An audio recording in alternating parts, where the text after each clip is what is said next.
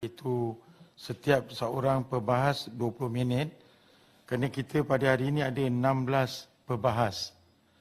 Seterusnya saya menjemput Yang Berhormat Senator Puan Rita Sarima, anak Patrick Insol. Dipersilakan. Salam sejahtera, salam Malaysia Madani. Terima kasih Datuk Seri Yang di-Pertua kerana memberikan saya peluang untuk mengambil bahagian dalam perbahasan menjunjung kasih ke atas titah Duli Yang Maha Mulia Seri Paduka Baginda Yang di-Pertuan Agong. Baginda Tuanku telah menitahkan 10 perkara yang perlu diberi tumpuan oleh kerajaan. Saya hanya akan menyentuh beberapa perkara sahaja. Yang pertama, Baginda Tuanku telah menghasratkan supaya kerajaan baru yang itu stabil dan utuh demi menjamin kestabilan politik, menjana pertumbuhan ekonomi dan menjamin kesejahteraan rakyat. Jadi kita lihat daripada awal-awal lagi, apabila keputusan pilihan raya umum yang ke-15, tiada parti politik yang muncul dengan majoriti untuk membolehkan kerajaan dibentuk, Baginda Tuanku telah seperti seorang nakoda memandu arah proses yang sangat teliti untuk memastikan pemilihan siapa dia calon Perdana Menteri dilakukan dengan amat teliti supaya Baginda sedar bahawa Baginda perlu menepati peruntukan perkara 43/2 Perlembagaan Persekutuan yang menghendaki supaya Baginda melantik salah seorang daripada ahli Dewan Rakyat yang Baginda yakin akan mendapat sokongan daripada Dewan Rakyat. Dan kita lihat juga bagaimana Baginda Tuanku telah memanggil Majlis Raja-Raja untuk merundingkan perkara yang tersebut. Baginda Tuanku juga memberi ruang kepada ketua-ketua parti politik untuk bermufakat. Jadi atas kebijaksanaan ini, proses pelantikan, proses pemilihan ketua Perdana Menteri yang ke-10 telah berjalan dengan lancar. Jadi ini menunjukkan keabsahan pemilihan tersebut dan supaya tidak adalah kemelut politik berlaku lagi, ada pihak yang menyoalkan keabsahan pelantikan tersebut. Jadi patut Tuanku mengucapkan syabas dan setinggi-tinggi terima kasih kepada Tuanku atas usaha yang murni sehingga terbentuknya kerajaan perpaduan. Begitu juga saya panjatkan berbanyak-banyak terima kasih kepada 20 orang ketua parti-parti politik yang telah memperlihatkan kenegaraan iaitu statesmanship mereka, mengutamakan negara dan membelakangkan kepentingan parti masing-masing termasuk kepentingan pribadi dan bersetuju untuk membentuk kerajaan perpaduan. Mereka bermufakat dan bersetuju untuk membentuk kerajaan persekutuan. Kita tahu bukan mudah untuk parti yang sebelum ini belum pernah bekerjasama, yang tidak sebelum ini, tetapi atas dasar dengan izin political expediency, mereka bersetuju untuk membentuk kerajaan perpaduan. Tuan Yang di-Pertua, Datuk Seri Yang di-Pertua, betullah apa yang dikatakan orang dengan izin. In politics, there are no permanent friends, no permanent enemies. Jadi, semoga kerajaan perpaduan ini kekal stabil dan utuh dan tiada pihak yang akan menggugat kestabilan dan keutuhan kerajaan. Biarlah kemelut politik berlalu dan kita fokus untuk membangunkan negara. Bak kata pepatah Melayu, biduk berlalu, kiambang bertaut. Di kesempatan ini juga, saya ucapkan tahniah kepada Yang Amat Berhormat Perdana Menteri Datuk Seri Anwar Ibrahim atas pelantikan beliau sebagai Perdana Menteri yang ke-10. Dan saya juga menghargai dan mengucapkan tahniah juga atas usaha Yang Amat Berhormat mengadakan perjumpaan town hall dengan beberapa kumpulan demi saya melihat ini sebagai satu langkah yang berani dan di samping itu saya lihat matlamatnya daripada apa yang persepsi saya adalah usaha untuk mengembalikan kepercayaan rakyat kepada kerajaan. Jadi saya berharap ada juga menteri-menteri yang lain mengadakan town hall seperti ini. Saya lihat Menteri Pengangkutan, Yang Berhormat Menteri Pengangkutan, ada Twitter di mana dia menjawab sendiri masalah-masalah ya yang dikemukakan oleh rakyat jelata. Ini sesuatu yang pendekatan yang mesra, pendekatan yang bijak, menunjukkan menteri bersedia untuk bertanggungjawab ke atas kementerian yang telah dipertanggungjawabkan kepada mereka. Dan perkara yang kedua, Datuk Seri Yang di-Pertua, yang dititahkan oleh Baginda Tuanku adalah perpaduan antara masyarakat berbilang kaum. Semangat muhibah dan saling menghormati antara kaum adalah asas kepada kestabilan negara. Oleh yang demikian, Baginda Tuanku menitahkan kerajaan untuk memberi tumpuan kepada perpaduan masyarakat berbilang kaum. Tan Sri Yang di-Pertua, saya melihat, saya bukan pesimis, tetapi saya melihat usaha, dasar, strategi, inisiatif untuk memupuk perpaduan di antara masyarakat berbilang kaum di negara ini amatlah satu perkara yang sukar. Kerana daripada awal lagi, di peringkat sekolah lagi, kita telah mendirikan benteng pemisah untuk anak-anak kita, di mana anak-anak kita dihantar kepada sekolah yang pendidikan yang berlainan. Kita ada sekolah kebangsaan, kita ada sekolah jenis kebangsaan, kita ada sekolah mubalih, kita juga ada sekolah untuk kumpulan elit, ke sekolah antarabangsa.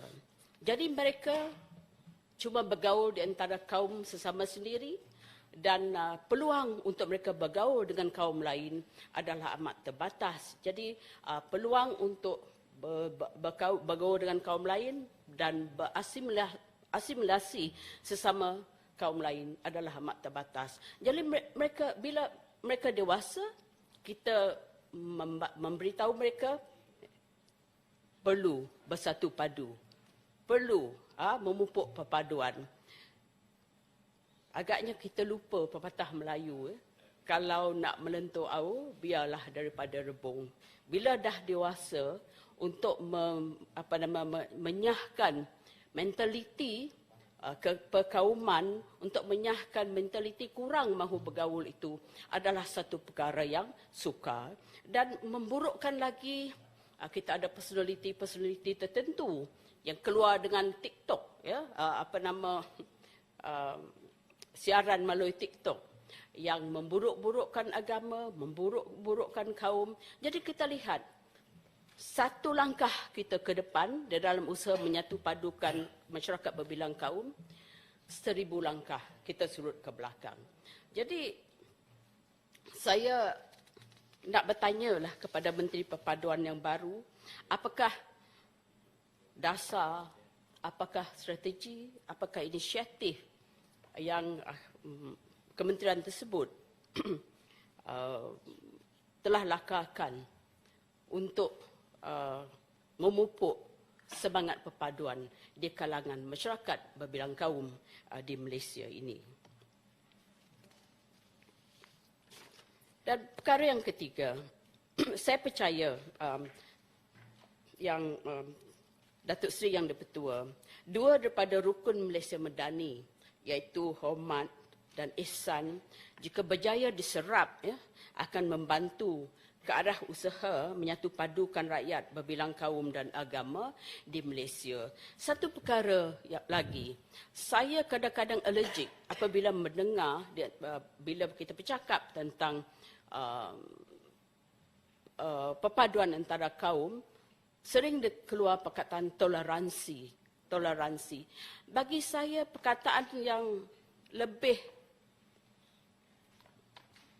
sempurna adalah penerimaan. Kita kena terima bahawa kita memang masyarakat berbilang kaum. Kita kena terima kenyataan bahawa kita terdiri daripada masyarakat berbilang agama. Bahkan perkara itu dilindungi, termaktub di dalam Perlembagaan Persekutuan.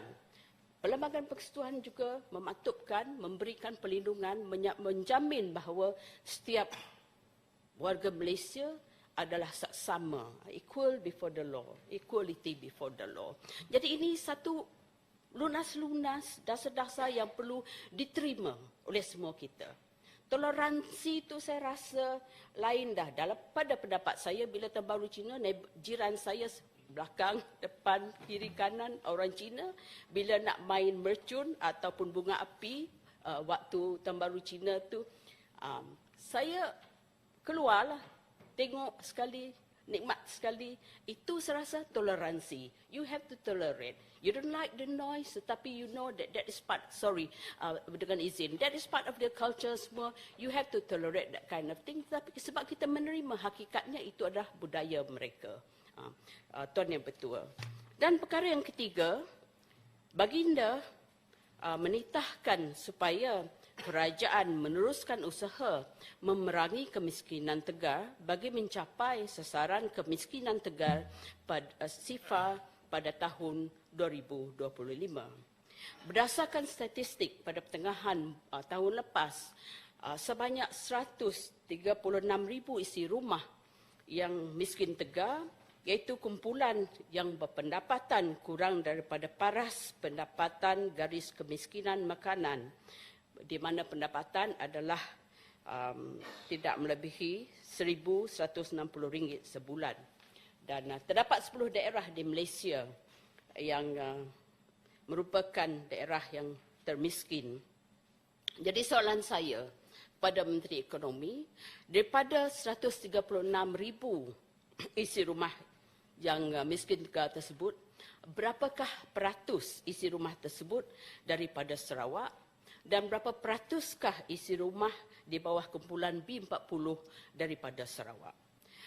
Kementerian Ekonomi telah memperkenalkan satu inisiatif yang dinamakan Inisiatif Pendapatan Rakyat ataupun IPR, yang bertujuan untuk mengeluarkan isi rumah yang miskin tegar daripada kelompok miskin tegar dan mengadakan beberapa inisiatif untuk memasangkan mereka dengan off-taker ataupun pembeli ataupun yang boleh membimbing mereka supaya mereka dapat menjanakan pendapatan lebih kurang 2,000 sebulan. Ya. Jadi soalan saya, berapa peserta IPR daripada Sarawak? Dan adakah inisiatif di Sarawak telah membuahkan hasil? Datuk Seri Yang di-Pertua, masyarakat Bumi Putera di Sarawak kaya dengan tanah, tapi miskin dengan wang, miskin dengan mesin, miskin dengan method, saya menggunakan bahasa Inggeris, dan itu sumber pembuatan yang lain. Jadi saya cadangkan supaya subsidi bersasar, iaitu bantuan tanaman termasuk penyediaan tapak bagi tanaman kelapa sawit diperkenalkan semula oleh Kementerian Perdagangan dan Komoditi. Subsidi sedemikian pernah diberikan dahulu dan banyak keluarga yang telah mendapatkan manfaat daripada subsidi ini. Banyak keluarga yang telah keluar daripada kepompong kemiskinan tegar walaupun masih berada di kumpulan B40, tetapi kehidupan mereka rata-rata telah ada peningkatan yang baik. Adalah kesejahteraan yang dinikmati. Saya tahu perkara ini, Tuan Datuk Seri Yang di-Pertua, kerana saya adalah orang rumah panjang. Saya melihat bagaimana penduduk-penduduk rumah panjang daripada miskin tegar dahulu sekarang boleh hidup di dalam rumah panjang, mendirikan, membangunkan rumah panjang yang elok, yang baik, dapat membeli kereta, dapat menghantar anak mereka ke sekolah semua. Ini adalah akibat bantuan kerajaan yang memberi subsidi tanaman semula. Jadi ini satu perkara yang baik. Tetapi dalam beberapa tahun yang lalu, Kementerian Perdagangan dan Komoditi tidak meneruskan subsidi yang begini. Jadi saya cadangkan supaya kementerian tersebut terus memberikan subsidi ini secara bersasar kepada kumpulan B40. Dan seterusnya, baginda tuanku juga menyentuh tentang pembangunan luar bandar. Saya menyokong kerajaan meneruskan projek infrastruktur berimpak tinggi. Tapi dalam masa yang sama, saya juga memohon supaya kerajaan jangan lupa untuk membina jalan raya di kawasan-kawasan pedalaman, di kawasan-kawasan luar bandar, terutama di Sabah dan Sarawak yang masih jauh ketinggalan. Ya. Jadi saya tahu sumber kewangan itu memang terhad. Kawasan Sarawak memang luas, jadi agak mustahil untuk mendapatkan semua tempat itu dibinakan jalan raya dalam tempoh yang 10 tahun, 20 tahun, saya tak tahu. Tapi apa yang saya cadangkan, supaya kerajaan persekutuan mencari tempat untuk membina jalan raya di mana jalan itu boleh menjadi nadi, ya, nadi kepada masyarakat tersebut di mana ianya merentas banyak pertempatan penduduk, ya, supaya ianya akan membuka ekonomi di tempat-tempat tersebut. Ya. Jadi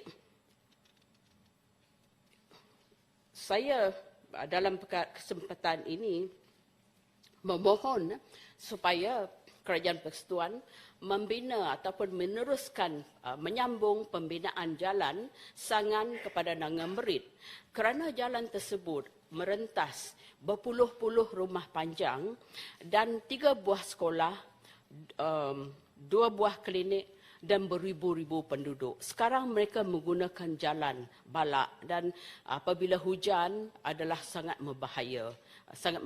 Jadi telah berpuluh-puluh tahun keadaan ini tidak berubah.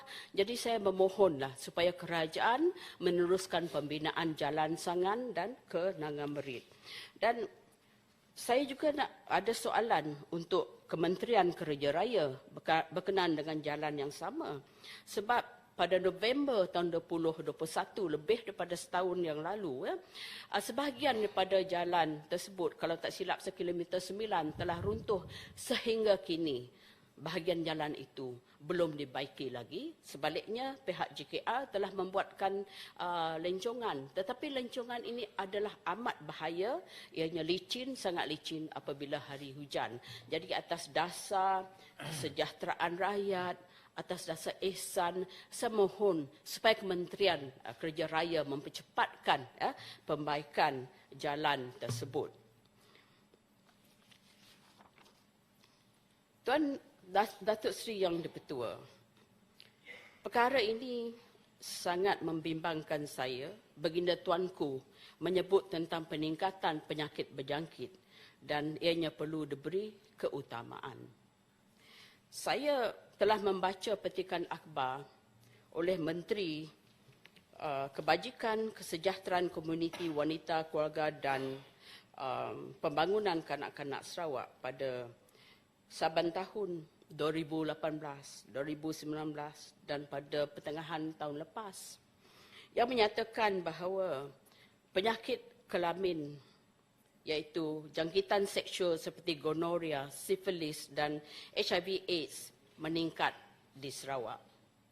Dan statistik menunjukkan bahagian Kuching, Miri, Sibu dan Bintulu mencatatkan peningkatan kes HIV dan AIDS yang tinggi. Amat membimbangkan, pesakit terdiri dari kalangan orang muda, berumur di antara 20 sehingga 30 tahun dan kebanyakan daripada mereka kaum wanita. Soalan saya kepada Menteri Kesihatan adalah nak tahu statistik terkini penyakit kelamin di bahagian Miri, Bintulu, Sibu, Kapit dan Kuching. Kedua, sebab-sebab utama jangkitan berlaku. Adakah peningkatan tersebut kerana hubungan seks secara rambang tanpa perlindungan? Ketiga, kategori umur, jantina dan juga kaum pengidap penyakit kelamin. Sebab apa kaum? Sebab supaya kita dapat mensasarkan apa bentuk intervensi yang perlu dilakukan untuk kaum-kaum tersebut. Keempat, tindakan kementerian untuk menangani isu yang serius dan membimbangkan ini. Saya cadangkan supaya inisiatif untuk menangani isu-isu ini melibatkan ketua-ketua kaum, ketua-ketua masyarakat, NGO, supaya meningkatkan kesedaran masyarakat akan gejala yang membahaya ini.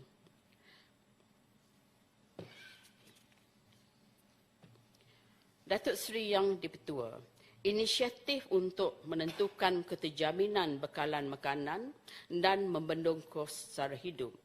Kerajaan telah mengenal pasti punca utama kenaikan misalnya harga ayam dan telur, iaitu berpunca daripada peningkatan bahan makanan yang diimport di mana cuaca buruk di negara-negara pengeluar seperti Brazil, Argentina dan Argentina telah menyebabkan rantaian bekalan terjejas dan kenaikan mata wang dolar Amerika bagi bijirin jagung yang kita import daripada Amerika juga menjejas rantaian bekalan ini.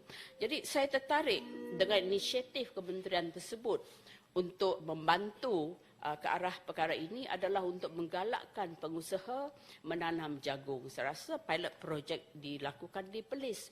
Jadi saya jemputlah kementerian di Sarawak, kita banyak tanah asal yang tidak dibangunkan, yang terbiar.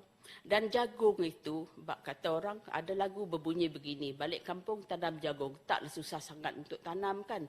Masalah yang utama adalah pasaran, siapa yang akan membeli. Jadi dengan melalui inisiatif IPR, di mana yang diperkenalkan oleh Kementerian Ekonomi, saya berharaplah perkara ini dapat menjadikan satu projek untuk membasmi ataupun mengurangkan jurang kemiskinan di kalangan masyarakat luar bandar di Sarawak. Dan akhir sekali, Datuk Seri Yang di-Pertua, inisiatif negara medani. Yang amat berhormat Perdana Menteri telah memperkenalkan 6 rukun. Saya lihat rukun ini sebagai prinsip panduan yang akan memeta hala tuju Malaysia sebagai negara bangsa yang maju dan sejahtera, iaitu kemampanan, kesejahteraan, daya cipta, hormat, keyakinan dan ihsan. Kalau kita lihat, prinsip-prinsip ini bukanlah perkara yang baru, tetapi ianya dikelompokkan dan ianya penting untuk mengingatkan kita sebagai panduan kita melakukan kehidupan harian dan khususnya bagi kerajaan menterjemahkan tindakan, dasar dan inisiatif berdasarkan garis panduan ini demi memetabatkan semula negara sebagai negara makmur dan dihormati. Cuma saya ada satu perkara yang saya ada kebimbangan sikit. Untuk perkara yang baru seperti ini adalah penting untuk mendapatkan sokongan. Dalam bahasa Inggerisnya buy-in sokongan. Jadi jika khususnya pihak pentadbiran, rakyat tidak memberi sokongan ke atas konsep Malaysia Madani, jadi agak sukar untuk pengubah dasar dan pelaksana nanti mencapai hasrat yang dituju. Buy-in kritikal untuk menghasilkan perubahan yang dicapai.